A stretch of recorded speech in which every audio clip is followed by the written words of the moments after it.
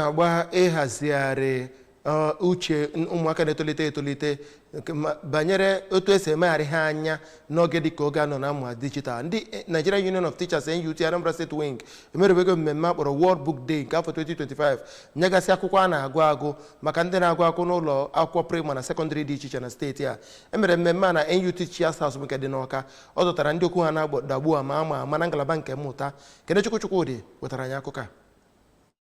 Oge mmemme ahụ, onye bụ onye isi oche nke NUT Anambra State bụ Odoziakụ Grace Chukwudozie kwuru na oge ihe agbara ọhụụ akpọrọ digital era bụ nke na-eme ka ụmụazị rapụ ịgụ akwụkwọ ha ma nọdụ na ihe onyonyo akpọrọ social media, nke inye onyinye akwụkwọ ahụ bụ ime ka ụmụ akwụkwọ na-achị azụ n'ịgụ akwụkwọ ha. Onye bụ onye odeakwụkwọ nke ngalaba Primary School Service Commission PPSSC Odoziakụ Benedict Anagọ, onye nọchitere anya onye isi oche nke ngalaba PPSSC bụ ọkammụta Nkechi Ikediugwu, mere ka amata na iji ekwentị bịa ụlọ akwụkwọ bụ nke adọgoro aka na ntị na adịghị eme ya eme. Ọ gakwara n'iru ma too onye isi oche nke NUT Anambra State maka onyinye ya nke ga-abara ụmụ akwụkwọ oke uru ma nyekwa ha ume ịdị na-agụ akwụkwọ ha. Onye bụ onye isi oche nke ngalaba Anambra State Universal Basic Education Board ASUBEB bụ Dọkịnta Vera Nwadinobi, onye Odoziakụ Uche Egbusi nọchitere anya ya, mere ka amata na onyinye ahụ bụ nke pụrụ iche n'ụzọ nke ya, nke bụkwa ịkwado ọlụaka gọọmenti na ihe gbasara agụmakwụkwọ na Anambra, ma kpekwa ekpere ka Chukwu na-agọzi ma na-enyekwe onye isi oche NUT Anambra State amamihe na nchekwaba. Site na ụlọ ndị nkụzi nke dị na Awka, aha m bụ Kenechukwu Chukwudị n'akụkọ ụwa ABS.